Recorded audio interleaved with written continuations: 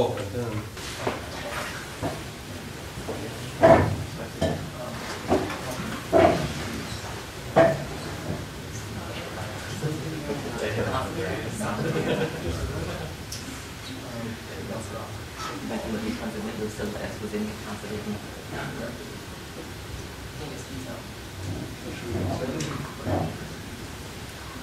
Okay, we're going to get started. Today we're very happy to have Guth from MIT who's visiting. Alan has had a very distinguished career that included inventing inflation some time ago, and today he's going to talk to us about defining probabilities in eternally inflating universes. Okay, thank you. It's a pleasure to be here. The topic of my talk, I should maybe just start off by saying briefly, refers to the fact that almost all versions of inflation lead to eternal inflation, in the sense that once inflation starts, it never completely stops, but rather it goes on producing pocket universes ad infinitum, ultimately producing an infinite number of pocket universes. And that means that anything that can happen will happen. And to have any notion about what's probable and what's improbable, one needs to have some way of defining probabilities on these eternally inflating systems. And what's difficult about it is that everything happens an infinite number of times. So the most improbable thing happens an infinite number of times. The most probable thing happens an infinite number of times. And therefore, it's hard to know what the difference is between the most probable thing and the most improbable thing. Normally, when one deals with infinite systems like this, one thinks one can just regulate it in some sensible way. The problem here, as I'll outline to some extent, is that different methods of regularization give different answers. And therefore, it's not obvious how one should define probabilities in these systems. And we still don't really know. It's an unsolved problem, I think. I will describe for you today what the problem is and tell you some of the solutions and what we know about them. And I think we have, to some extent, narrowed down the possibilities for what the solution should be like. But we still have no idea, really, of what the correct solution is, assuming that there is a correct solution. Okay. I want to first mention my collaborators, which I'll do in the form of mentioning some of the key papers that I'll be loosely referring to. I began my publishing career in the subject by writing a paper called Predicting the Cosmological Constant with the Scale Factor Cutoff Measure with Andrea de Simone, myself, Mike Sellam, and Alex Valenkin. Then we joined with Andre Linde and Madhyar Nurbala and wrote a paper on Boltzmann brains. And I'll tell you what that is later in today's talk if you don't know. Important contributions which will show up in my talk. Of course, there are many papers that will show up in my talk. But one particularly important paper is a paper written not by us, but by Busso, Freivogel, and Yang at Berkeley, called Properties of Scale Factor Measure. As you might guess from the papers I'm citing here, my main interest is in this scale factor cutoff measure, and I'll be telling you more about that and why as the talk goes on. Before I get to the main subject, I did want to take a quick review of all the wonderful things inflation does, in case you've forgotten any of them, because I'd like to do this. So I'll try to get through it quickly. First of all, inflation gives us an explanation for why the universe is big. The universe, after all, the observed part of the universe has some 10 to the 90th particles. And if you want to have any theory that describes how the universe came to be, that theory has to produce at least 10 to the 90 or so particles. And numbers like 10 to the 90 are hard to get out of theories generically. But theories that allow you to include exponentials, like inflation, make it easy. So inflation essentially reduces the problem of how to get 10 to the 90 particles to the problem of how to get 65 e-folds of inflation. And that's what you need to produce the 10 to the 90th particles. And 65 is a number you can imagine getting out of a fundamental theory by factors of 2 and pi and things like that. Secondly, inflation actually gives us an explanation of the Hubble expansion, something that we've always taken for granted. This repulsive gravity effect, which is the core of inflation, really does naturally produce a universe which is expanding homogeneously and therefore automatically follows the Hubble distribution. Next are the homogeneity and isotropy problems, which I guess I've lumped here as one. In the conventional Big Bang without inflation, there's really no way that that kind of uniformity can be established if one imagines that the initial Big Bang was not homogeneous and isotropic, and imagine trying to smooth things out in time for when the cosmic microwave background radiation decouples. One finds that one needs to be able to send signals at about 100 times the speed of light, which is not possible. But inflation makes that easy by allowing the universe to start out small, it becomes uniform, then inflation takes over and magnifies the tiny region to become big enough to describe everything that we see. Next is the famous flatness problem. Why was the mass density, for example, at t equals 1 second, equal to the critical value to 15 decimal places? In conventional cosmology, that just has to be assumed as an initial condition. With inflation, there's a real mechanism that drives the universe towards that condition. There's only 6, by the way, so we're up to 5 already. 5 is why no magnetic monopoles. If anything like grand unified theories are correct, magnetic monopoles should exist in the particle spectrum. And in fact, if you had conventional cosmology with the rapid evolution of the universe that conventional cosmology implies, one would expect the universe to be swimming in magnetic monopoles. And the fact that we haven't seen any needs some explanation. And one way to suppress these monopoles is inflation. And in fact, that was actually how inflation was invented in the first place, as a mechanism of suppressing monopoles. The idea is that as long as the monopoles are produced either before or during inflation, they're simply diluted by the enormous expansion. And then you end up with a universe that has very, very few magnetic monopoles. Finally, there are these wonderful predictions for the density perturbations, which many experiments are now probing to high degrees of accuracy.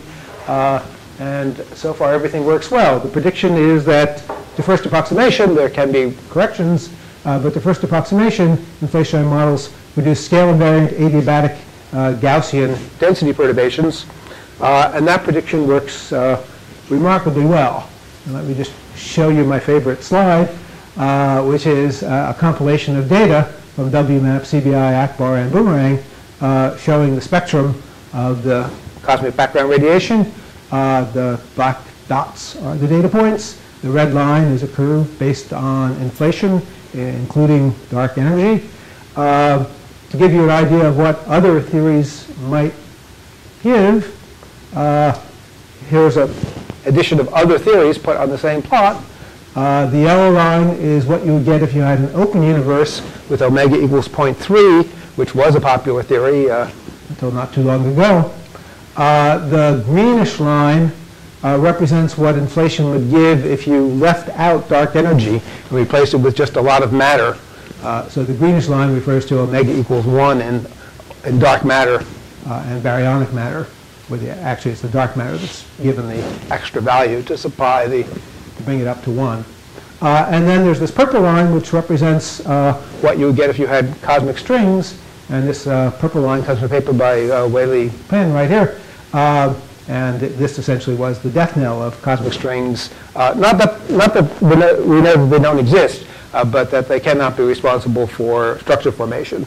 So if they do exist, they can only account for a certain small fraction of the total mass density of the universe.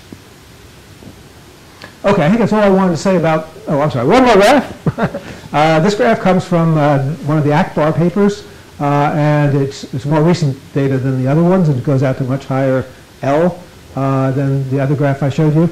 And we still have a wonderful fit between the data and the theoretical expectations based on ideas which come out of inflation. Okay, that does that. Now finally I'll get to the main subject of today's talk, which is eternal inflation and how to define probabilities in eternally inflating universes.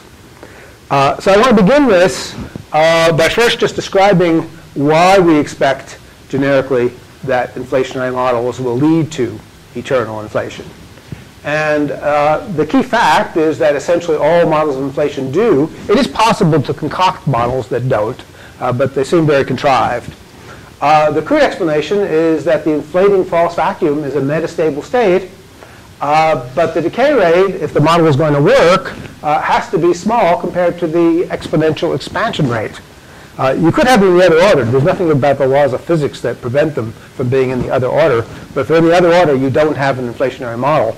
The false vacuum just decays before it inflates. So any successful version of inflation has to have a decay rate which is small compared to the exponential expansion rate. And that means that the volume of the false vacuum actually increases exponentially with time, even though it is decaying.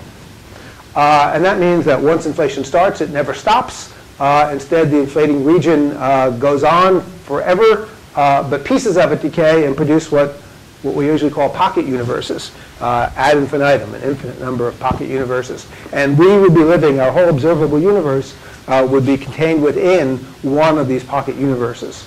And there'd be an infinite number of other ones out there someplace.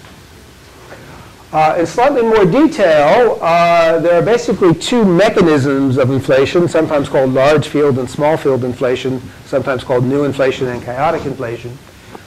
So for new inflation, it's really very straightforward, and it's really just a repetition of the words I just said for the generic model. The false vacuum, which in this case consists of a region where the scalar field is perched on the top of some plateau in the potential energy diagram. And that's metastable. It will eventually roll down the hill, but it takes a while for that to happen. So the false vacuum is metastable. It does decay exponentially in the sense that even though you expect the scalar field to roll down the hill, if you look at the problem quantum mechanically, you find that there's always a tail of the wave function that persists at the top of the hill. And that tail of the wave function, at least to the extent that you can calculate it, falls off exponentially with time, with a time constant determined by the negative mass squared at the top of the hill there. So it decays exponentially, and that means it has to be compared with the exponential expansion rate, which has to be faster. Rate of inflation has to be faster than the rate of decay, and that leads to an infinite volume. And this was pointed out as early as 1983, first in a paper that was part of the Nuffield workshop publications by Paul Steinhardt. In his paper, it was kind of a throwaway. It was kind of one of the weird things that can happen. It was taken seriously for the first time by Alex Valenkin in the same year, who really proposed eternal inflation as a phenomena that could be part of the history of our universe. Continuing, in large field, or sometimes called chaotic inflation, where the scalar field rolls down from the top of a hill, it looks much less likely that eternal inflation could happen. You would think that the scalar field would just inexorably roll classically down to the bottom of the hill and terminate inflation no matter what. But it was shown by Andre Linde in 1986 that's not what happens when one takes into account quantum fluctuations. And roughly speaking, the reason why quantum fluctuations are so important in this context is that inflation, because the space is constantly exponentially expanding, inflation is always taking fluctuations which are large on very small scales and stretching them out to macroscopic scales. So quantum fluctuations play a much more important role in inflationary dynamics than they normally do in the quantum field theory of what's going on inside this room, for example. So to describe what happens, to describe what happens as the scalar field is rolling down the hill, it turns out that there's a simple random walk picture which is really quite accurate. As time goes on, you can think of fluctuations essentially appearing out of nowhere, causing the field, when averaged over a Hubble-sized patch, to undergo random jumps. So to give yourself a well-defined question, what you do is that you only consider time intervals of order h inverse, and you only consider averages of the field in regions of size h inverse, where h is the Hubble constant. And then there's a very simple rule which says that during that time interval, the average field will receive a random increment, which is about h over 2 pi, the Hubble constant over 2 pi. And the way this arises in the quantum field theory is simply that the scale is constantly being stretched, and that means that fluctuations which had been small compared to this region start to become comparable to this region. As long as the wavelength is small compared to this region, its perturbation will average out when you average the field over that region. But then as different wave numbers get stretched so that the wavelengths become comparable to the region, they suddenly contribute to the net fluctuation in that region. And that's what results in this random walk picture, which I guess was first described by Starobinsky I think in 1986. So we have this random walk model of what the field is doing. And the point is that you can think about inflation as having some boundary point, which we'll say, which I'll call phi equals phi naught. Phi naught is somewhere up on that hill in the region where you would call it inflating. And then you can ask what happens if the field starts at phi equal phi naught and you let it go for one of these characteristic times of order h inverse. And the answer is that it will classically roll down, but then you add to this classical motion this quantum fluctuation. And meanwhile, the volume is expanding. This is crucial. The volume in one time constant expands by a factor of e cubed, which is about equal to 20. So the volume gets to be 20 times as big. And since things don't really communicate more than a Hubble length apart, you can really think of these 20 regions that are being created from one as 20 independent regions that will no longer communicate significantly after this time. So the point is that as long as the probability of going up instead of down exceeds 1/20th, then you will produce a region of size equal to where you started, where the field is still above phi equals phi naught. And if that perpetuates, that's all you need to make the inflation eternal. So you don't need for the scalar field to go up on average. That never happens. But all you need is for the scalar field to go up with a probability of 1/20th. And that's enough to sustain the inflation forever. So that's how eternal inflation happens in the context of these large field or chaotic inflationary models. So either way it works. The way to avoid eternal inflation is to have a potential which goes up very, very steeply and then does not have a plateau on top. So that just ends there or comes sharply back down or something like that. If you do that, you can avoid eternal inflation. But such potentials do not appear to be natural in any model that I know of.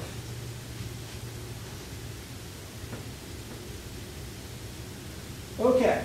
Now all of this gets combined in our thinking with the notion of string theory and the landscape of possible vacua.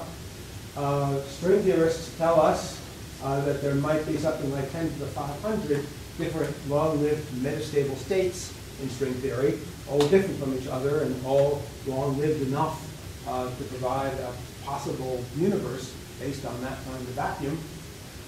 So each pocket universe can be filled with a different one of these vacua. And that means that instead of having just one universe with one kind of physics, we end up with a multiverse where the multiverse can populate this landscape. So all of the different pocket universes that make up this multiverse can be based on different vacua. And therefore, even though the ultimate laws of physics we're assuming are the same everywhere, governed by the underlying string theory, the low energy physics can be completely different from one pocket to another. And even the dimensionality of physical space can be different because the fact that we have three large dimensions in our pocket universe is a statement about how the extra dimensions can magnify that could vary principle from pocket to pocket. So we really do get a multiverse of very different kinds of pocket universes we expect coming out of combining the ideas from string theory with the ideas of eternal inflation coming out of the physical inflation. Okay, the simplest model of this multiverse is to imagine that all of the transitions take place by tunneling. That is, I'm basically now thinking of a new inflation kind of a situation where the scalar field starts off at the top of the hill, but let me make a little indentation there and let it actually tunnel out. Then you form bubbles. The tunneling that takes place in field theory does not happen globally. There's a zero probability that the field everywhere in space will suddenly tunnel. So tunneling in field theories occur locally, as described originally by Coleman, and form bubbles. Scalar fields in the string theory can also do more complicated things. They can just evolve stochastically. So the truth is going to be more complicated than what I'm showing here. But the simplest model of the multiverse is to just think about tunneling and what that does. So for purposes of illustration, that's what I'll talk about. Although I think most of the ideas I'll talk about are strong enough to work in the more general case as well. So if it's just tunneling, it will look like something like this schematic picture. We have here position going that way and time going that way in a one-dimensional simulation. The coordinates that I have in mind for this background space are an exponentially expanding flat description of the background space in which all these bubbles are forming. So there's an exponential scale factor which grows with t as we go up in that picture. And because of that exponentially growing scale factor, there are more bubble nucleations near the top than near the bottom. Bubble nucleations near the bottom are extremely rare. It's just given by the number of nucleations is proportional to the available volume, which goes up into the 3ht. I've drawn bubbles in different colors here to sort of schematically indicate different vacuum that might exist inside these bubbles. Bubbles can form inside of bubbles. One bubble can decay and produce further decay. The tunneling can actually also go up as well as down, we believe, because of the fact that the Sitter space has this effective temperature, the Gibbons-Hawking temperature, which is h over 2 pi, by what you might regard as either a thermal or a quantum fluctuation, depending on your taste. It is possible to tunnel up with very small probabilities, as well as tunneling down. So the multiverse can look pretty complicated. This, of course, only shows a very simple schematic version of it. And our goal is to understand how to define probabilities in a space-time that looks something like that, or worse, if one were to allow stochastic evolution of the scalar field as well, just rolling down hills and rolling up some of the time, and so on. Perftal is higher in this? This one has Any question? Is Perftal having a higher cosmological constant? Oh, I'm not sure there's any real commitment in this picture as to which has a higher cosmological constant. Assuming tunneling up as well as tunneling down. I guess, though, the picture probably really only shows tunneling down. So purple should be the lowest cosmological constant, I guess, although there's a chance that it was not completely consistent. I guess I have yellow tunneling to purple and purple tunneling to yellow here. So that is possible, although I don't think it would quite look like this. When bubbles tunnel up, they form at some finite size, and then the walls move inward rather than outward at the speed of light. But because of the horizons, they don't hit. They approach the horizon, and then ultimately those bubbles will look like they're at a constant size at late times, as do these bubbles at late times. So at late times you can't tell if the bubble was formed by tunneling up or tunneling down, but at early times you can. Could I just go back to the general picture? Sure. So we had this discussion before.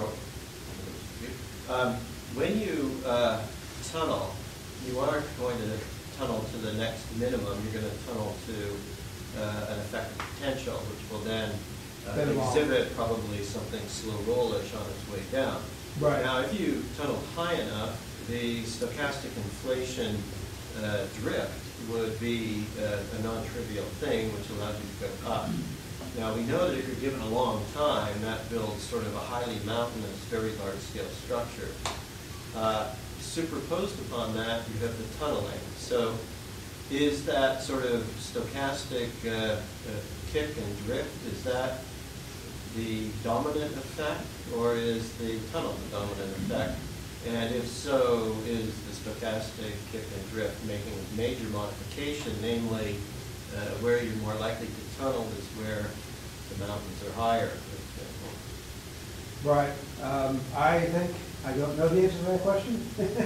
At least as far as I know, I think we still know very little about the details of the landscape, which I think are needed to give a proper answer to the question you just asked.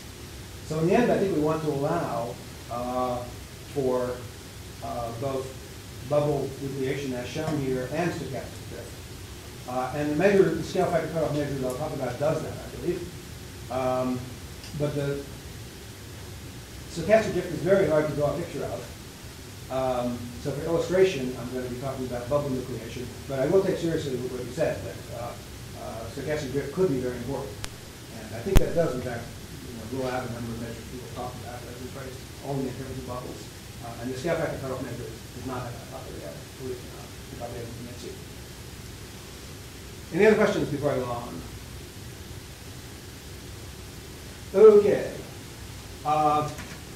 Next I want to point out is that the problem of infinities is not even just the infinite number of bubbles. In fact, inside of each bubble, you'll also have an infinity. Because if these bubbles really nucleate, a la Coleman and DeLucia, which is the curved space version of the Coleman paper describing how bubbles nucleate in curved space, what you have inside of each bubble is in fact a Robertson-Walker open universe, and it really means Robertson-Walker open universe with the full infinity of that open universe. The way it works is illustrated on this picture. The lines of constant proper time inside the Robertson-Walker universe, so in other words, the surfaces of homogeneity, are these red lines, and each one of them goes up to infinity along the sides. The red lines are curved relative to the time coordinate in your outside coordinate system. So each equal time surface is one of these red lines and is literally infinite. So even within one bubble, you have a genuine infinity, which you need to deal with. And the method of regulation had better do that too. Okay, now why do we need a measure? Let me just quickly highlight these points. As I said in my very first words today, I think, anything that can happen in the multiverse will happen, in fact, an infinite number of times. And I should emphasize that if you really take the global picture that this is what our world looks like, our world is a multiverse, it does not apply only to things like what vacuum might we be living in, which you might say, I won't worry about for now. It really applies to everything that's probabilistic, even things as mundane as coin flipping. Say you flip a coin 1,000 times in a row. Well, you're not the only person in the multiverse who ever flipped a coin 1,000 times in a row. There are an infinite number of other people in the multiverse who have flipped coins 1,000 times in a row. And every possible outcome, from all tails to all heads, has occurred an infinite number of times. So if you want to say it's more likely to get 500 and 500 than it is to get 1,000 heads in a row, you're comparing those infinities. Both have happened an infinite number of times in the multiverse. So even just to talk about probabilities for coin flipping, I think if you really think of that coin flipping as occurring in the context of this multiverse, you really need to measure before you can even talk about coin flipping.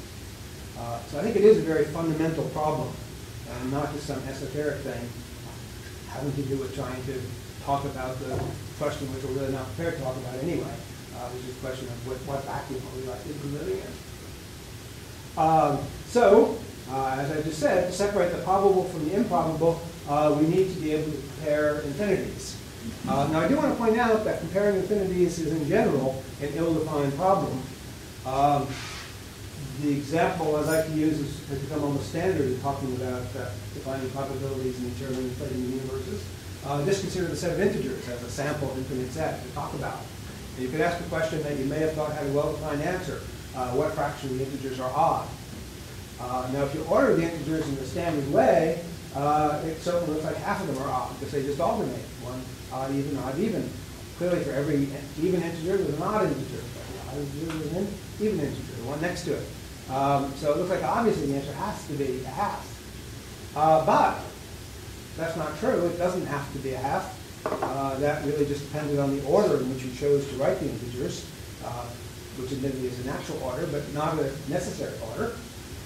So you could, for example, order the integers by taking the first two odd ones, 1 and 3, then take the first even one, then you can take the next two odd integers, 5 and 7, then you can take the next even integer, then you can take the next two odd integers, then you can take the next even integers, and you continue that forever. And if you think about it, that really is just a list of the integers. That is, every integer will occur on that list once and only once, just as was the case for the original list. I wrote 1, 2, 3, 4, 5, ... So it's just a reordering of the integers. But if you look at the integers in this order, it sure looks like 2/3 of them are odd, because you have 2 odds and then an even, 2 odds and then an even. So as long as you have infinite sets and you're trying to compare them, there's no way that you could say that these two infinite sets have the same number of elements, or that this one has twice as many elements as the other. It's always ill-defined. So to make it defined, you have to adopt some recipe. And that's what this whole measure question is about. So you need some kind of a cutoff, or some other way of defining a recipe, to give yourself unique answers. This is just a jibe at some people. I've heard a number of people claim that I don't have to worry about the measure on the multiverse because I believe in the way it functions in the universe. That should answer all my questions. I believe that that point of view is blatantly false. doesn't hit the nail on the head at all. The key point is that formalisms like the wave function of the universe really don't address this question at all. What the wave function of the universe would do, if you knew it, would be to define the probability for arbitrary space-like slices. The wave function of the universe could in principle tell you, if I specify some arbitrary space-like slice, what would be the probability that the real universe, or the universe described by this wave function, has that slice in it. That's what wave functions of the universe are allowed. But the key point is that if eternal inflation happens, and I believe it does, numerically, then on a typical slice, there are still going to be an infinity of observers on each slice. And that means if you ask, what's the probability of measuring X or Y, if you look on your slice, you'll find that there's an infinite number of observers who did a certain experiment and got the result X, and an infinite number of observers on that same slice who did the same experiment and got the result Y. And then if you ask what's the probability of getting X versus Y, it's just as undefined as it is in the classical picture. The wave function of the universe turns the classical picture into a more sophisticated quantum picture, but what was undefined in the classical picture remains undefined with the wave function of the universe. So as far as I can see, that is not a way of addressing these questions at all. It just misses the point. So how do we go about constructing a measure? Now I told you from the beginning that we don't have a good answer to this. We only have proposals and not really any fundamental principles. First of all, what exactly should a measure do? This in itself has been controversial over the history of talking about this subject. In the beginning, I think most people focused on observers and trying to count observers, and then questions about the measure got tied into the questions of what is an observer, does a cat count as an observer, and things like that. The way I want to define a measure, there's nothing to do with all of that. It really just has to do with counting of physical events. That is, in our picture of the multiverse, every possible type of event you can describe will occur an infinite number of times. What we want to do is count them. And I think if we focus on events, where we use event in the general sense, some point in space-time that maybe is characterized by some properties that you specify, I think if we can compare events, we're done. Flipping the coin 1,000 times in a row is an event, for example. So the idea is to come up with some prescription for counting the relative number of events of different types. So that if I gave you a description of this infinite multiverse and told you where events of a certain type were, or how to calculate the probability that they would be in any particular place, give you maybe a density function for a certain type of event. This measure would allow you to turn that density function into a relative probability, a relative count for that type of event. And by relative, I mean compared to other events. So given any two types of events, you'd like to say, what is the ratio of the number of times that they occur? So as an example that would seem relevant if we had any idea how to answer this question, there's of course more than the measure question that we would need to answer this question if we're to actually try. But a question you might imagine talking about is, you could ask about all accelerators, no E there, sorry about that, in the multiverse that resemble the LHC in some specified way. I'm assuming, by the way, that the vacuum that we live in has not been uniquely determined by the experiments we've done so far. With 10 to the 500 different vacua, I think the right expectation is that there are a fantastic number of vacua that would be consistent with everything we've measured so far, and future experiments will determine which of those different vacua we're in. And therefore, there's no unique way to make predictions about future experiments at higher energies, because it would depend on which vacuum we're in. So any such measurements would depend on probabilities in the multiverse. So it then becomes a fair question to ask, of all accelerators in the multiverse that resemble the LHC, and you have to specify that very carefully, you can ask what fraction, when they turn on, will see the standard model Higgs, or see no Higgs at all, or see a Higgs system of some other description. And in the multiverse, it's quite possible that all three of those alternatives would exist. And it would be nice if we, at least in principle, thought we would know how to answer that question. And this measure question stands in the way. Without defining a measure, there's no way to answer that. If all three are possible, all you could say is that all three are possible. Okay, so how are we going to define a measure? Well, a simple strategy, which I think is the natural one to start with, people can come up with crazier ideas than this, but the measures I'll talk about will all really pretty closely resemble this general scheme. A simple way would be to choose some finite space-time volume, which I'll call V sub 4. 4 means four-dimensional, for space-time dimensions. And then within that finite space-time volume, calculate the desired ratio of events, whatever two events you're trying to compare. And there'll be finite numbers, since you're talking about a finite volume. And then take the limit as the volume goes to infinity. So that's the natural thing to do. It's what we certainly do if we just had any old infinite homogeneous system. But the reason why that is not enough to say that is that what is found is that the resulting answer depends crucially on the method that's used for choosing the initial region and, most importantly, for enlarging that region, letting it become infinite volume. And the reason for that, I think, can be seen intuitively. It comes from this exponential expansion. So here's my picture of my multiverse schematic, and only taking into account bubble nucleation for now. Suppose we want to specify V4. Well, presumably we specify it in co-moving coordinates, and with something like a box in co-moving coordinates. You can come up with other shapes, but presumably you want to specify it in terms of these co-moving coordinates.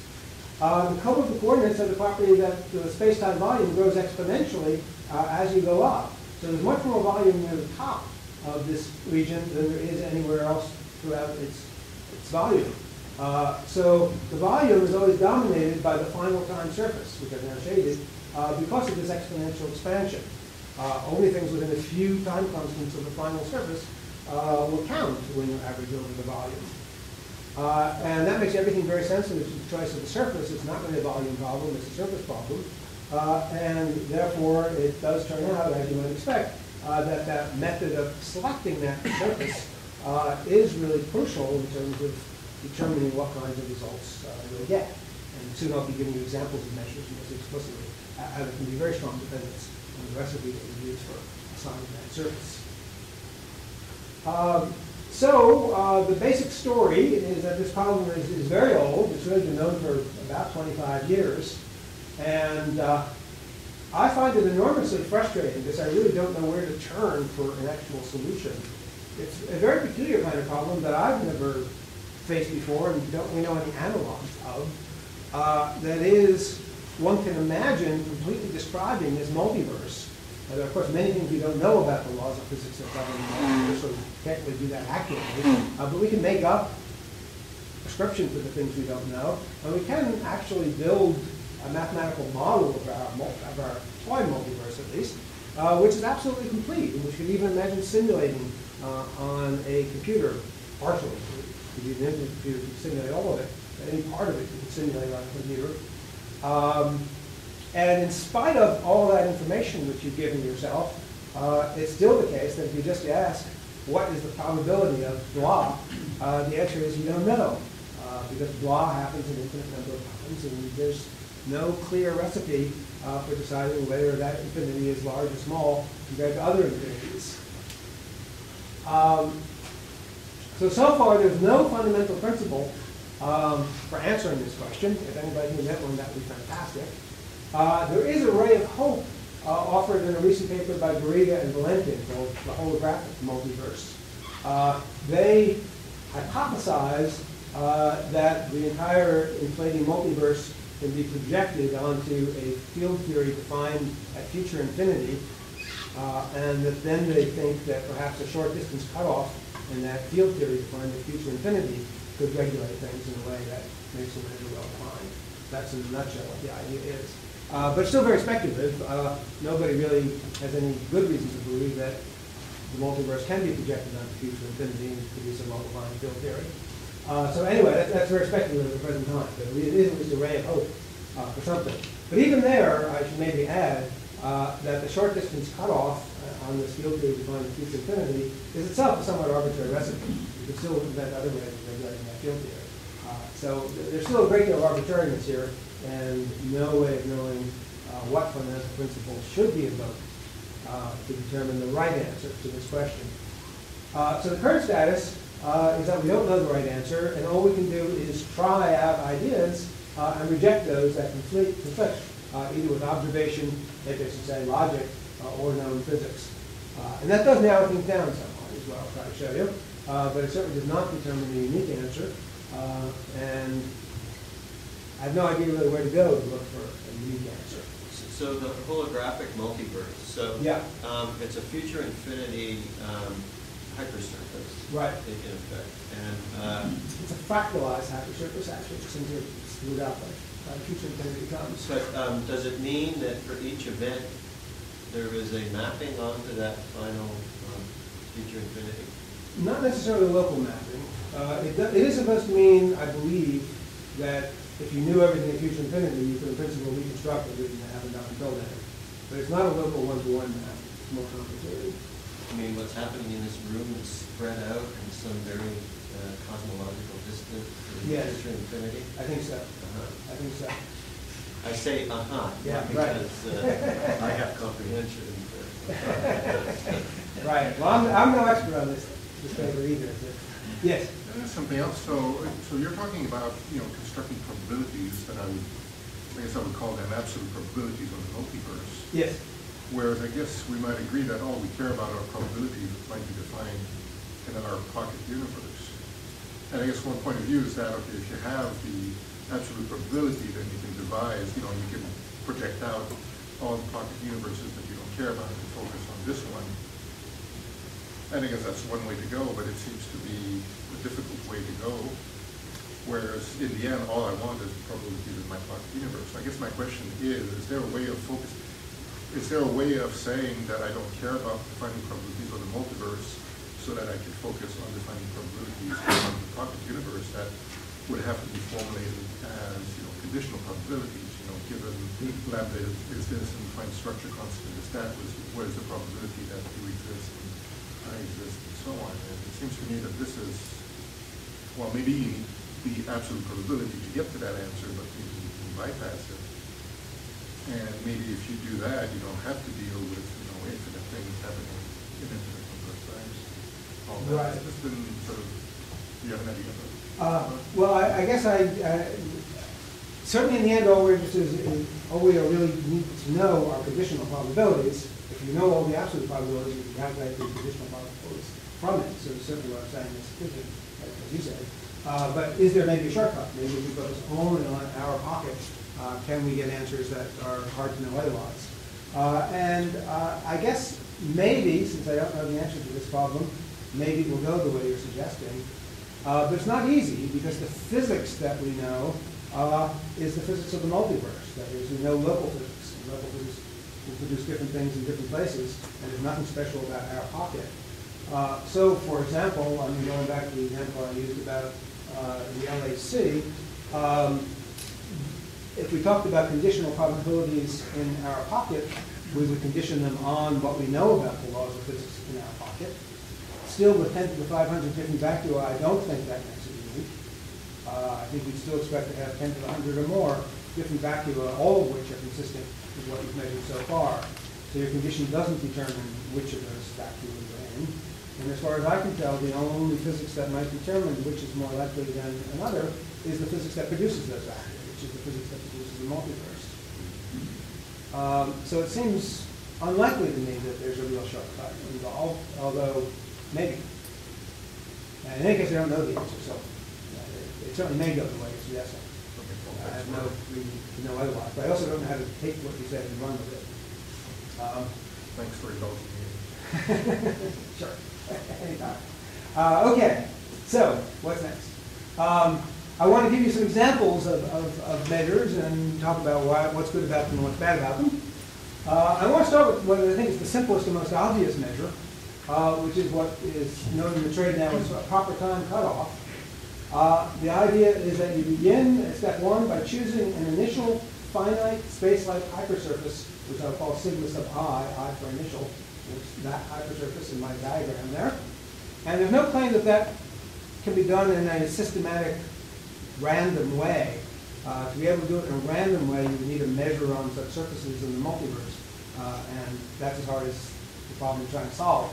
But the claim is that under some circumstances, namely if eternal inflation happens in the future of this surface, it will not matter what surface you chose, because everything's going to be dominated by what happens in the far future of it, which will forget the initial conditions on that surface.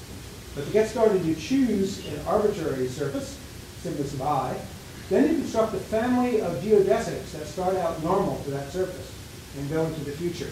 And I'm going to refer to those as fiducial geodesics, just to distinguish them from any other geodesics I might want to talk about later in the seminar. And then you measure time along each geodesic. Each geodesic can carry a clock and measure proper time. That's certainly a well-defined concept. And you can imagine cutting off at some fixed proper time, which will be sigma sub f, defined by tau equals tau sub c. Tau is proper time measured along each of these geodesics. Then you calculate the desired ratios on the space-time volume swept out by those fiducial geodesics. It's a finite space-time region. You'll get finite ratios for any two types of events. And then in the end, you let tau sub c approach infinity. So you'll have presumably an infinite space-time volume. Now, it will be infinite if eternal inflation happens to the future of the surface. Even if your theory guarantees that eternal inflation will happen generically, in any finite region, you could just have terminal vacua form and destroy everything. A vacuum is considered terminal, by the way, if its cosmological constant, if its vacuum energy density is either 0 or negative. If the cosmological constant is negative, that universe will just collapse to a singularity. If the cosmological constant inside a pocket universe is 0, that pocket will end by just dissipating into empty Minkowski space, which nothing interesting will happen. So that is also considered terminal. So it's possible that any given sigma I could terminate, but if it does, you just choose another. And as long as eternal inflation happens, eventually you'll find one that does become infinite. And then you can take the limit as tau c approaches infinity. And the plan is that because that's dominated by the infinite volume in the far future, that the probabilities that you would measure would be independent of the details of your initial surface. This kind of a measure strongly favors large amounts of inflation because you have a region which inflates inside your initial volume and a region which doesn't, and you follow them for the same proper time. There will be many, many more events in the region that inflated than the region that didn't inflate. So it's a measure that strongly favors large amounts of inflation. And in fact, the fastest inflating stage in the whole system will dominate asymptotically. So it and its decay products, not the one state alone, but everything it decays to, will also grow exponentially at the same rate and will dominate the probabilities in this measure. So this is a very simple measure. It's the one that I used to believe, but it turns out it doesn't work, for reasons which I'll show you shortly. First I'll give you an example of another measure, which is the one that does seem to work. And this is the scale factor cutoff measure. It's similar to the one I just described, but you use a different time variable instead of proper time. Instead of using proper time, you use scale factor time. And roughly speaking, if you're in a Robertson-Walker universe, scale factor time just measures how much expansion there has been. So scale factor time is defined as the logarithm of the scale factor. And the fact that I'm taking a logarithm doesn't really matter. All that really matters is how you construct equal time surfaces. Equal time means equal values of the scale factor. But we need a definition that stretches across from one pocket universe to another, so it should not depend on the details of the pockets. And as Dick emphasized a little while ago, we don't even want to focus entirely on bubbles. If we have stochastic evolution of scalar fields, we could have a whole rocky mess in our multiverse that we need to deal with. But there is a perfectly general definition of scale factor time. Again, you start with by choosing a space-like surface and constructing geodesics coming from it. That's completely generic, and any metric you can do that. And then along each of these geodesics, you define scale factor time by this differential equation. An increment of scale factor time is, it should be the Hubble constant times d tau, where d tau is the proper time element along that geodesic. In general, you take, for the Hubble constant, the divergence of the velocity field. And it's the velocity field defined by these fiducial geodesics. So it's always well defined in your system. And 1/3 of it would be the Hubble constant if we had a Robertson-Walker universe. Equivalently, you can think of starting with a dust, fictitious dust along the initial surface, uniformly spread, uniform density per volume, and allow these dust particles to follow these geodesics. And then the density of those dust particles in their own rest frame just falls off like e to the -3 times the scale factor time. So you can think of that as the definition of scale factor time as well, it's absolutely equivalent. So it's just a question of how much things to spread out. And you use that as your time variable. Now this has a peculiar effect about inflation. It means that all regions grow as e to the 3 times scale factor time by definition. You define scale factor time to make that true. So all regions inflate at the same rate. And therefore regions that you think of as inflating quickly are not really favored over regions which do not inflate quickly. So what happens in the end, as far as what dominates, since everything inflates by the same rate, the only difference between one kind of region and another is how fast that kind of vacuum decays, which is not compensated for in the way time is defined. So what happens in the end here is that what dominates is the slowest decaying state, and that's sometimes called the dominant vacuum. Now that state can still decay to other states. Remember, it can decay upwards or downwards, even in energy density. And all of its decay products will also be part of this dominant tree that will ultimately control the probabilities that's done to infinity. So it's a very peculiar set, but a well-defined set. Now this to me sounds kind of weird compared to the other, but as I'll show you the other, the proper time cutoff leads to very difficult problems, very clear contradictions, and therefore I think this is, in the end, looks like a much more sensible prescription. A third example, which I'll just mention quickly, is what are called pocket-based measures. These were very popular for a while. I think they're on their way out, but you never know, they might get revived.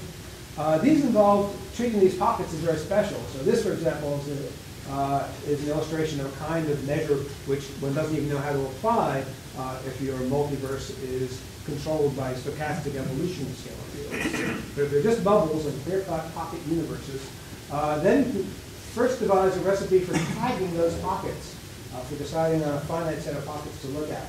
And in the simplest method, that's done by projecting these pockets back to sigma I, chosen very similarly to before, along the fiducial geodesics. Again, very similar to the construction I showed you. And then you can impose a cutoff on the projected volume of those pockets. If they're smaller than a certain size, and they look smaller if they're further in the future when you project them back, then they don't count. So that selects pockets. Then, as I pointed out, within each pocket you still have an infinite open Robertson walking universe. You can choose that by selecting a specified co-moving volume, and there are different recipes for that, but they're usually proportional, the ones that have been imposed, to the amount of slow roll inflation that takes place inside of the pocket. So I haven't really described these in full detail, but I don't plan to. Another measure which has become popular, especially at Berkeley, but I think it is a very reasonable proposal for a measure, is what's called causal patch measures.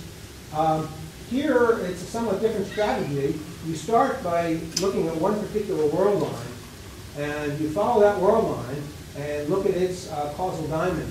And by causal diamond, I mean everything that's in the future of the original time minus infinity location of that world line, and in the past of the future infinity of that world line, which means it's points for which the person traveling on that world line could both send signals to and then get a signal back. And you count things in that patch, period, and then you average over all possible initial conditions. Now you might think that you still have an infinity here, but if you just follow one observer, the probability that he will continue inflating does go to 0 exponentially with time. It's only because the volume increases that effect gets killed. If you follow one observer, you don't see the volume increasing. So the naive effect that inflation generically ends if you sit in any one place is what dominates. So these world lines will be finite, and then you have to average over the infinity of all possible world lines and all possible initial conditions near the world line. What does an observer see when when it participates in a quantum tunnel? That is a very good question. We don't know. So that makes this a rather problematic prescription because, well, at least with law A, it's it's got a well-defined gravitational definition that you can continue to adopt, even if you have a quantum mechanical behavior. In fact, it's in many superspaces, sort of one of the two key variables, the other being the scalar field value. So it's a very logical, transcendent concept for time, as opposed to this one, which is not. Right. However, all of the measures suffer a little bit from this. They're really only well defined in the classical approximation to space-time. The catch for the other measures is that everything I talked about following geodesics, where the geodesic goes through a space-time region where the space-time itself tunnels. So the metric suddenly disappears and the new metric appears. There's no real recipe for what geodesic does when it goes through such a region. But ln A doesn't suffer from that. The ln A is not in general defined. I mean, ln A is only defined if you have a Robertson-Walker universe. You have many superspaces as well. Well, That's a no, very simple it's law. the three-space. It is essentially the appropriate multiplier, the formal multiplier times the space part of the metric. I mean, you can interpret it that way or interpret it as related to 3G. It's essentially spatial volume, which I mean, I know you don't like spatial volume, but actually it was space-time volume. Well, there's nothing wrong with space-time volume, but you have to know which space-time volume evolves into which other space-time But volume. spatial volume is in fact essentially a proxy for ln A. Yeah, but it doesn't work. So you need to know, it's not enough to know what the spatial volume is in some region that I pick up here. All I have to know is root G to get that. I have to know that this region here evolved from this region here, so it's inflated by a factor of 2. I've got to be able to follow this region here up to that region there, and say that it became this region and not a little bigger. So I think it's not well defined. I think that's essentially because you have to specify the initial hypersurface as well. Yes. There's the final hypersurface, and there's an ambiguity in the initial hypersurface. But it is Well, sort of a two hypersurface problem. Well, it's ambiguity happens evolve between the two. I think that's the way I would describe it. But Well, I know, but it's a constrained probability from initial to final. yeah. Okay. Okay. Another question? Yeah, sure. If the number of inflating dimensions were a very complacent place Yes. in the universe, would any of these approaches offer distinct predictions for the relative probability of R ending up in 3? Well, in principle, if you knew how to do this and you understood all the other physics, you can't get anything. So yeah, in principle, should be able to answer that question. But I can't forecast what the answer would be.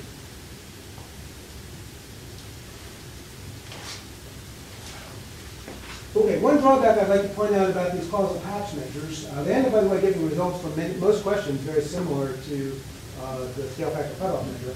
An important difference, though, is that, which may or may not be a drawback, depending on your taste. I don't know if it has to be a drawback. But an important difference, certainly, is that because you have to choose these initial world lines and the physics around them, and then you have finite evolution and average following that, the causal patch measures are sensitive to how you start. And therefore, they really say nothing unless you supplement them with the theory of initial conditions. If you start with a different probability distribution of initial conditions, you would get different answers. The other measures I spoke about all forget the initial conditions because they inflate so much and evolve in a way which the initial conditions are washed out. So if you like the idea that inflation looks like it should produce a universe that's independent of the initial conditions, then the causal patch measure is bad because it doesn't have that feature.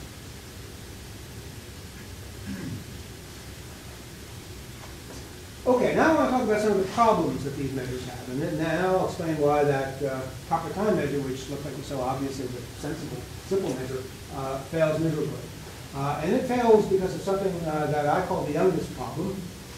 It's a very severe problem for the proper time measure, and it also affects some other measures, although I think none of the other measures that I mentioned. The problem basically is that the available volume in which bubbles can nucleate grows as e to the 3ht, where h is the Hubble constant of the space in which these bubbles are forming, which might involve an inverse time of about 10 to the minus 37 seconds, for example. So we imagine this outside inflation going on extraordinarily quickly. Now what that means is that your space is expanding incredibly quickly. It means that almost all of the bubbles, let me show you the picture again. This picture, of course, only shows a few Pitfalls of inflation, so you can't really see the effect dramatically. But many more bubbles form near the top than near the bottom, which means that at any given time when you cut things off, and the cutoff would just be a horizontal slice for this measure in this picture, there are many more bubbles that are young and just form near the final cutoff than bubbles that are old. And Quantitatively, this is a 10 to the minus 37 second issue. Bubbles that are more than a few times 10 to the minus 37 seconds old are rare compared to bubbles that are younger. Older bubbles are very, very rare. Now, what does that mean? It means that it's extremely unlikely that our universe is as old as it appears. And in fact, since we don't really know how old our universe is, we only know how old it looks.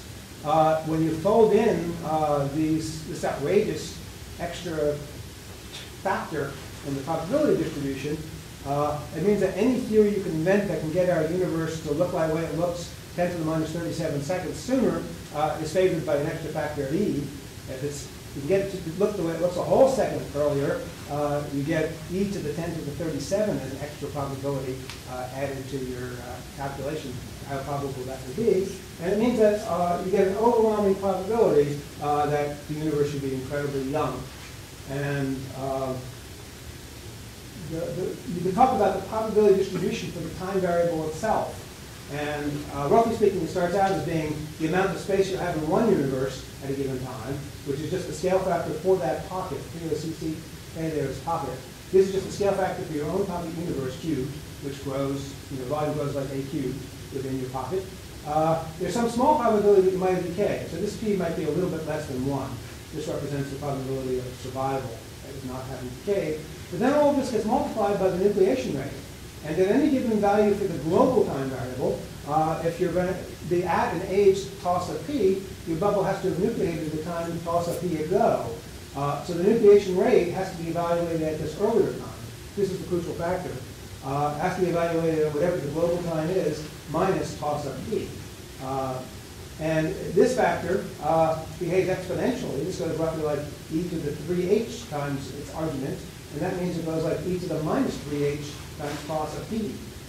So this is then the overall probability distribution for the time variable.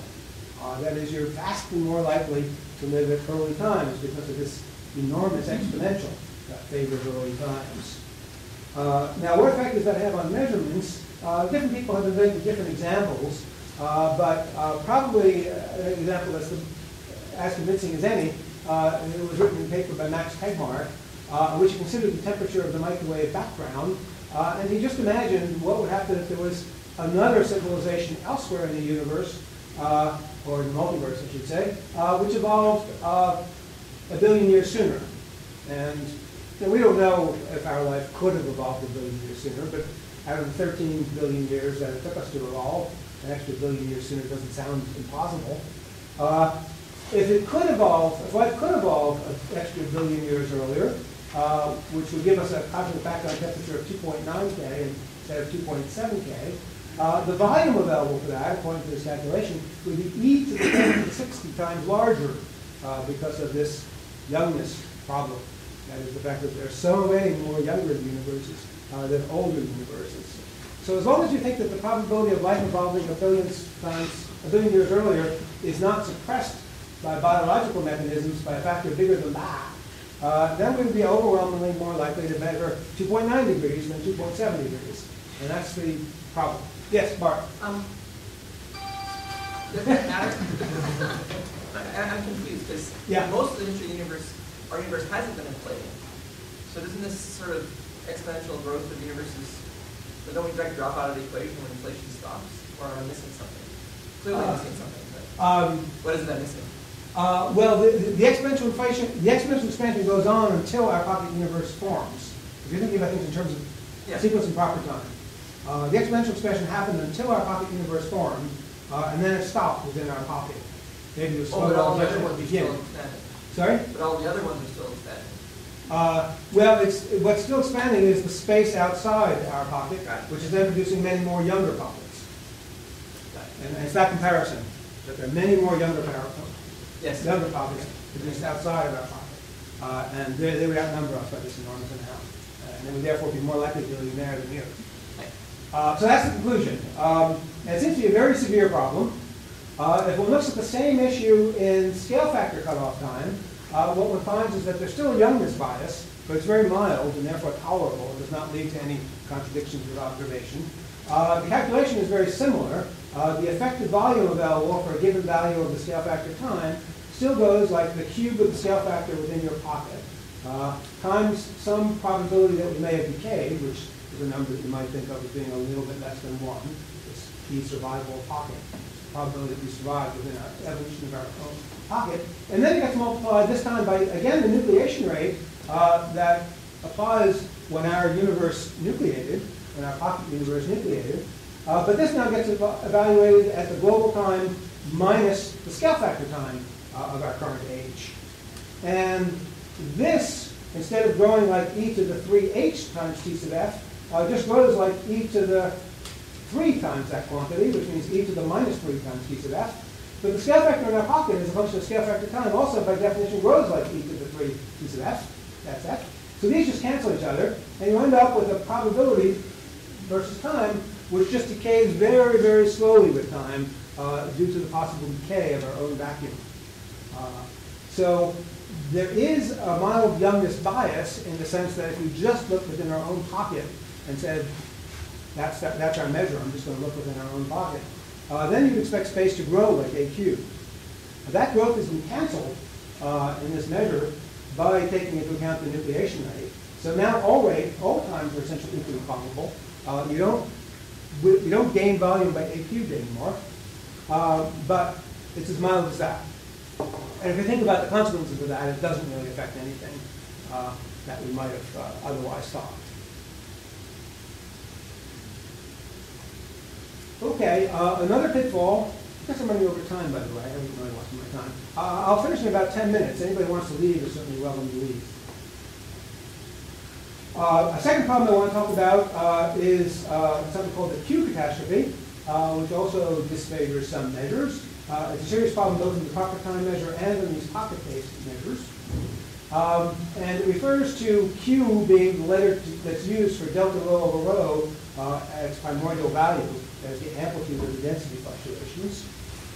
And the key point is that many measures, including proper time measure and these pocket-based measures, strongly favor large amounts of inflation. Now, I used to think that was good. I sort of like to think that that's good, but it turns out not to be good. The one reason why it's not good is that it leads to these Youngness bias that I spoke about. But another reason why it's not good is that it affects the probability expectations for delta rho over rho, now being called Q. The point is that the same underlying physics parameters that govern how much inflation you have, which is controlled by the shape of the scalar field potential for the scalar field that's driving the inflation, the inflaton. So if you have a measure which strongly favors large amounts of inflation, that measure will strongly favor potentials, which give you a very, very long slow roll range. And that will also affect delta rho over rho, because delta rho over rho is affected by that same potential. There actually are examples where it works both ways, but one way or another, it tends to always push you to an extreme of that potential. So Q is always driven exponentially to either very large or very small values. While the number that we observe, which is about 10 to the minus 5, is really in about the middle of what's considered the anthropically acceptable range. And there's no evidence that any strong probability distribution is trying to push it to very large values and very small values. So this is strong evidence against those measures which prefer huge amounts of inflation, which include the proper time measure and pocket-based measures. Does that happen if you restrict your multiverse to be a single field, small field inflation? Does that still happen? Yeah, sure. Because you get to adjust the slope of the potential and the length of the potential. If you vary them, but if you nail them down first, then you don't have this problem. Well, if you gun them down first, then you don't have this problem. That's right. But that's considered artificial. I mean, well, how do you know what they are? And how do you know that they have the same values everywhere in the multiverse? As long as you allow them to vary, as long as you think that they could vary in the multiverse, then you have no right to know them. If you do know them, then the problem goes away. Okay, next thing I want to talk about, and I guess this is the last thing I want to talk about, and then I will stop, is another problem which essentially constrains the measures on the opposite side from the Youngness paradox. And this is the Boltzmann-Brain paradox, which maybe you've heard people talk about. It's a little strange because nobody in physics ever before thought that Boltzmann brains were a particularly important constraint on anything. But this turns out to be a serious problem, both for pocket-based measures and in other measures as well, and does strongly constrain things. And the easiest way to see it is to first consider a kind of a toy measure, which I didn't mention. But you could just forget the multiverse. Let's pretend that our pocket universe is everything. And let's choose a finite co-moving volume within our pocket universe and just follow it. And say that what we see in a finite co-moving volume in our pocket universe defines the probabilities. Just for discussion. And then we can see how it all applies to other situations. In our own pocket universe, we know that we are now beginning to exponentially accelerate. The simplest explanation for that is that we're living in a false vacuum with a positive energy density. Let me assume that. So we have a positive cosmological constant. And let me assume that our vacuum is either stable or that the nucleation rate to form other bubbles within our bubble is small in the sense that lambda is small compared to h to the fourth, where h is the Hubble constant. That's at the same units. So that's the dimensional ratio. If that's the case, then our own pocket will become eternal in the future. Even if it decays, if the nucleation rate is small compared to h to the fourth, those decays will never catch up with the exponential expansion, and we will have an infinite exponentially expanding de Sitter space in the future of our own pocket, in the future of our own co-moving region within that pocket. So what does that do? Well, as I think I mentioned earlier, de Sitter space actually, when looked at quantum mechanically, is effectively a thermal distribution of states, not an energy eigenstate. And it's governed by an effective temperature called the Gibbons-Hawking temperature, which is just the Hubble constant divided by 2 pi. And the key point is that in a thermal bath of this sort, in a perfect thermal bath, and it should be a perfect thermal bath, anything can happen. Things are just reduced by their probabilities by the famous Boltzmann factor of e to the minus the energy over kT. So setting C and K equal to 1, the speed of light and Boltzmann constant equal to 1, that's e to the minus the mass over the temperature. So this is just the Boltzmann suppression factor. But with that Boltzmann suppression factor, in principle, anything can happen. Well, if anything can happen, one of the things that is included in anything is the possibility that brains, just like our own brain, could just nucleate in space, and those are called Boltzmann brains, brains that evolved not through evolution as we think our brains did, but brains that just form in spontaneous thermal or quantum fluctuations. So how is that a problem? What does that affect as far as what we can see? Certainly many of my friends, this remains controversial. I'll give you my point of view, which I'm pretty well convinced is right, but you may have your own opinions, and certainly there are other people out there who have other opinions, I can assure you. But some people just say, well, as long as they don't vote in our elections, why do we care? How does that affect us in any way? But the way to convince yourself, or the way I convince myself that I think it's a real problem, that it's a real problem for some measures, problems with measures that give you an infinite abundance of these Boltzmann brains, is to imagine a thought experiment. Now, to take this seriously, you do have to imagine that life is nothing special. There's no magical soul that comes from some divinity. We're just physical objects that process information and then do things. So that's the point of view I'm going to take. So hard to know the scientific point of view about what life might be. So I'm going to imagine that we just have an observer who does a thought experiment of closing her eyes, or at least we're doing the thought experiment, as mentioned, her doing this real experiment. She closes her eyes, and I want to sort of idealize this a little. I want to imagine, and I don't think this idealization is for the purpose of causing any errors, but for purposes of discussion, I like to imagine that by closing one's eyes, one is shutting off all sensory input. So for a certain period of time, one can think, but one is receiving nothing from outside. In that case, while the person's eyes are shut, the brain has access only to its own memory and to its own thought processes. And if we're modeling the brain as a physical device, we might use computer language to describe that. So I would refer to it as stored data and programs, all stored within the brain. And that's all the brain has access to while the eyes are shut and all sensory information is turned off. Now remember that for every normal observer in the system we're discussing, which is this finite moving volume in our own pocket universe only, for every normal observer there's an infinite number of Boltzmann brains. And since there's an infinite number of them, the probability that any one of them would have exactly the same memories and thought processes as me seems low. But low probability times infinite space-time volume available still means there's an infinite number of them. So even though it's incredibly improbable, because of this infinite available volume, there'll in fact they expect to be an infinite number of Boltzmann brains that'll have exactly the same data and programs stored in its memory banks as I have. So the thought experiment then asks the brain to predict what will happen when she opens her eyes. Well, if the brain is calculating correctly, the brain would say, oh, I don't know what I know. I know what stored data I have. I'm using my own programs to analyze that data. The probability is overwhelming, given what I know, that I'm actually a Boltzmann brain and not a real person. And of course, the actual person and the Boltzmann brain have to reach the same conclusions here because they're using the same programs to analyze the same data. So the conclusion, if correct, is the conclusion that I am a Boltzmann brain, and therefore when I open my eyes, there's no reason for there to be a world there. The world that I thought existed was really just a random configuration of bits in my memory banks, which had nothing to do with the existence of any actual world out there. So the prediction is overwhelming. Probability is essentially 1, that when the person opens her eyes, the world that we'll be seeing will have no logical relationship whatever to the world she remembers. So really just be empty space with thermal fluctuations. So the conclusion then is that this is not what we observe when we close our eyes and open them again. And we've done that experiment many times before, presumably.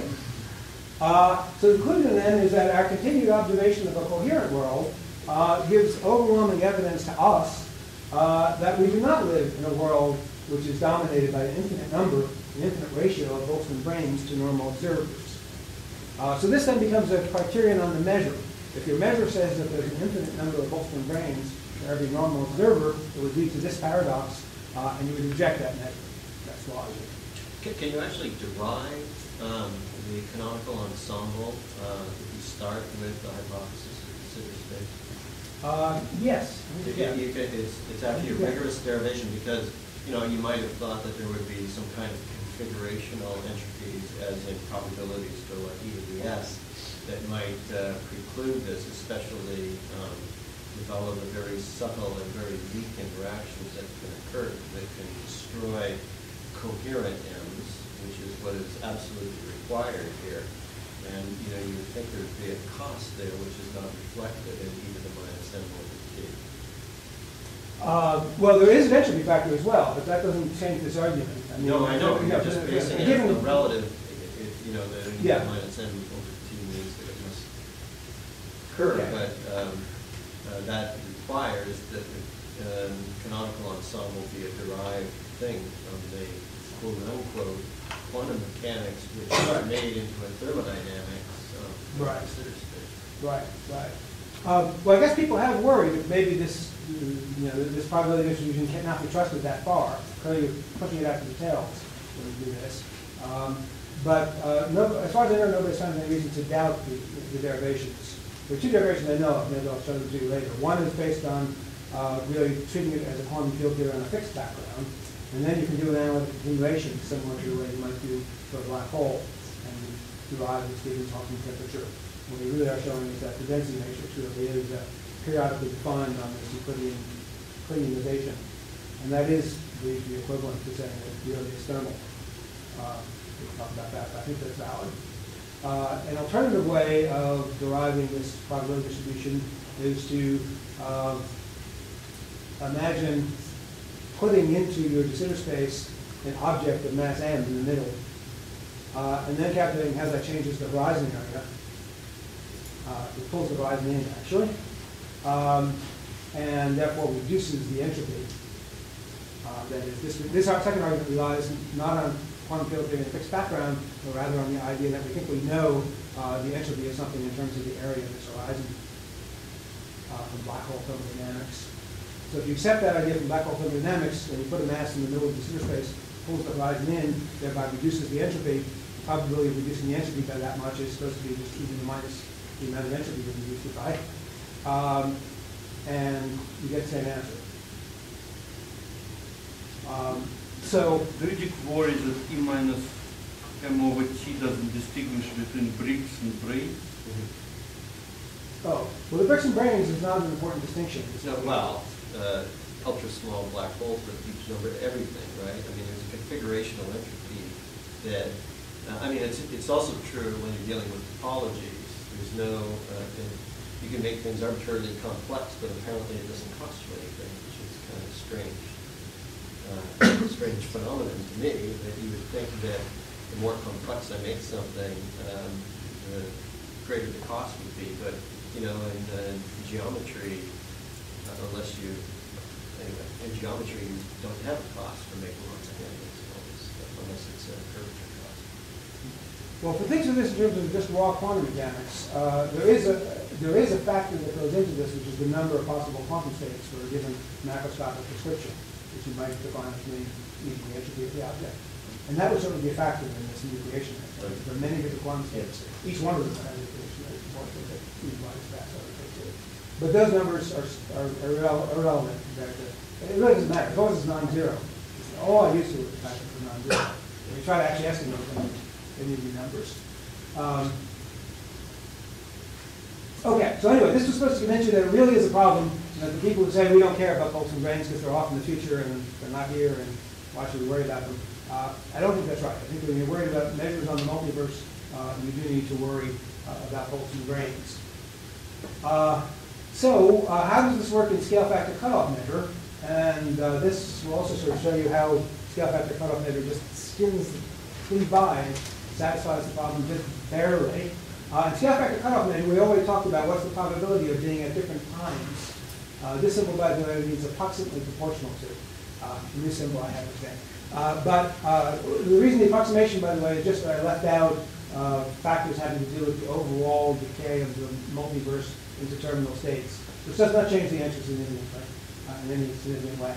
The bottom line is that for scale factor cutoff measure, because of this Youngness bias, which is there but not severe, the probability of being at different values of the time variable falls off with the decay of your own vacuum.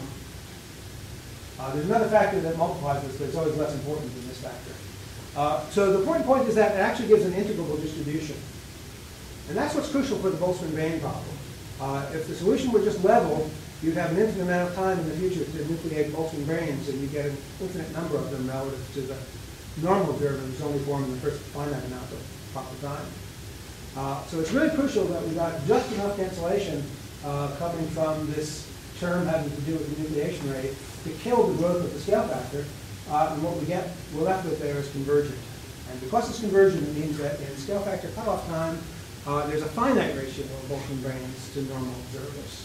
It doesn't necessarily mean they're safe, because that finite ratio could still be too large. And it's hard to tell. We have the paper that I mentioned earlier about Boltzmann-Grains that I wrote with 5 other authors examines that question inconclusively. It turns out to be hard to estimate what the nucleation rate would be for Boltzmann-Grains, and also hard to estimate what the decay rate will be for vacuum, which is what we need to compare it to. But anyway, it's plausibly safe, and maybe I'd even be so bold as to say it's probably safe.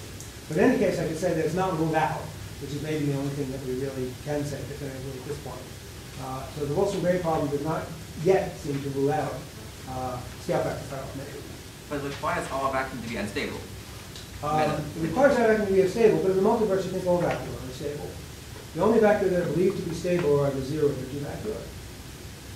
So it does require a vacuum to be unstable, and it does even place constraints on how unstable it has to be. It does not have to be nearly as unstable as the original, as the paper by Don Page concluded. Okay, it's still okay if in our pocket the number of Boltzmann-Grains that form eventually are larger than us. It still gets quite evened out in the multiverse. But it does require a vacuum to decay, which is crucial. I mean, it's precisely that. If that factor were 1, the integral would diverge. Okay. Okay, this paragraph just says what I just said. So I think I'm actually done with what I want to say. I'll only fantastically over time. Sorry about that.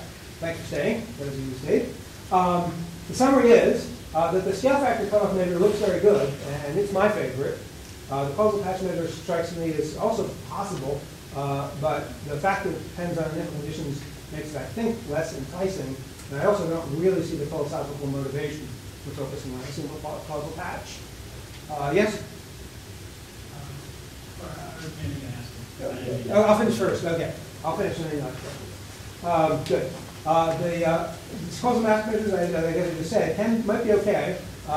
They give up the attractive nature of inflation, and therefore they depend on the theory of initial conditions, which makes them, in principle, not really capable of being evaluated until you also have that theory of initial conditions. The pocket-based measures suffer from the acute catastrophe and from Boltzmann brains. The proper time measure suffers from this very serious Youngness paradox, which I think rules it out. There are many other measures being proposed, but these are the simplest and I think most plausible. And the others, I think, do have various problems as far as I know, although I wouldn't want to claim definitively that every measure that's been proposed suffers from one or another of these problems. But anyway, my bets are on the scale factor measure, but anything like it would be just as good. That is, the arguments I'm giving certainly do not pin it down uniquely. You could cook up many different variations of the scale factor cutoff measure that would have the same properties as the third method that I described. So it's by no means pinned down uniquely, but I think the final answer has to look something like scale factor cutoff measure. Thank you.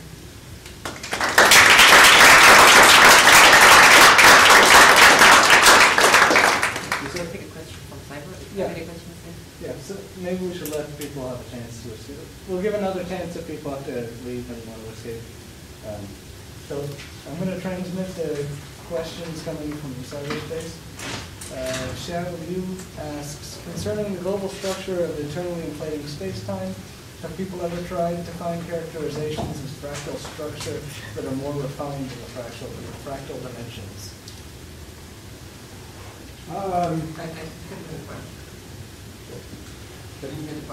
The question was if there's a more refined way to characterize the fractal structure of the eternally inflating space-time than fractal dimension. I guess the answer is that I don't know of any. Certainly fractal dimensions have been talked about. I didn't talk about it explicitly here, but one does talk about the fractal dimension of these eternally inflating spacetimes.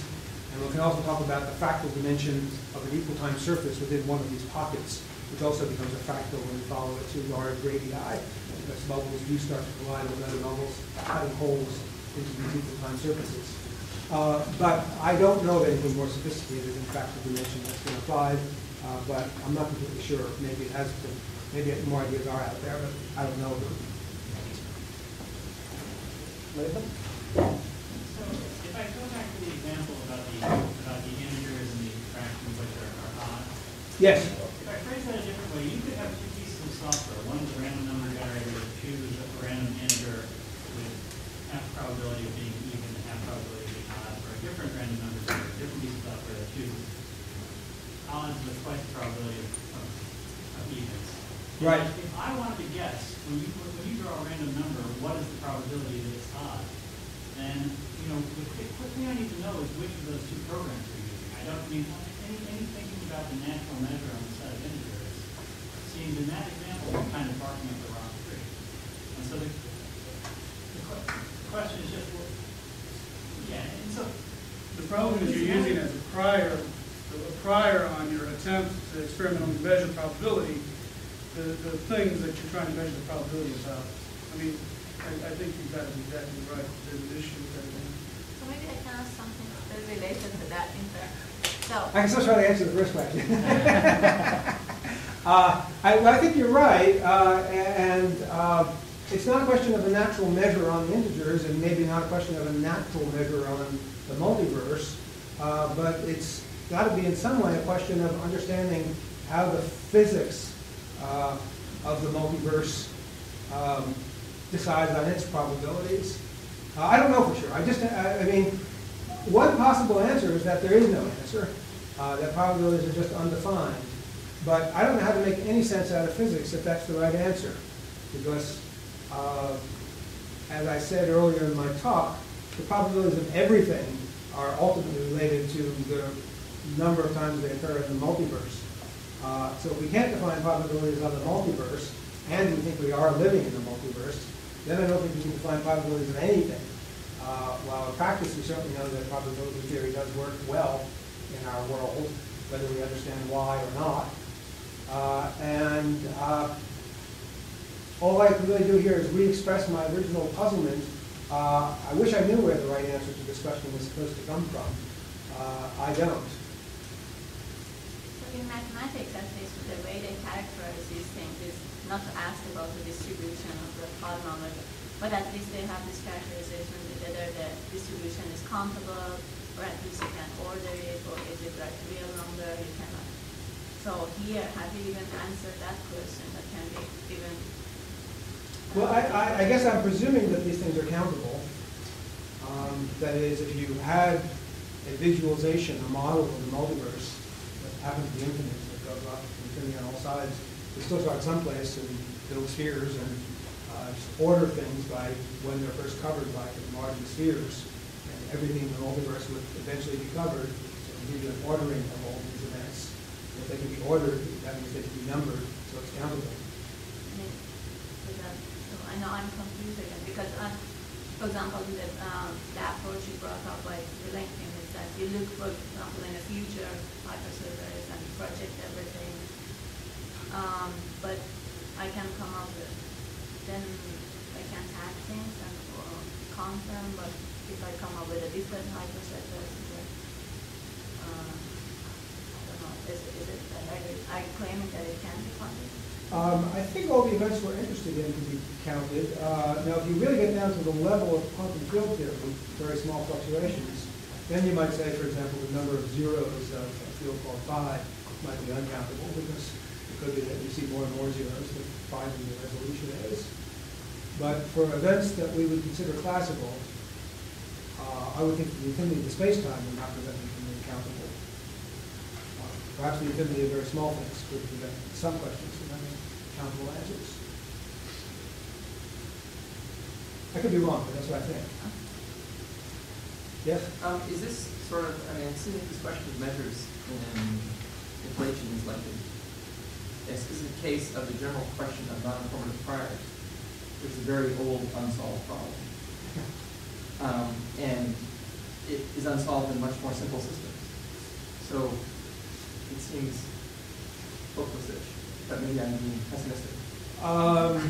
But uninformed priors, you mean the fact that you don't know the answer until you know the prior? Non-informative priors, but what is my prior on the theory before I have any data? Right. And what is the mean number of widgets? Right.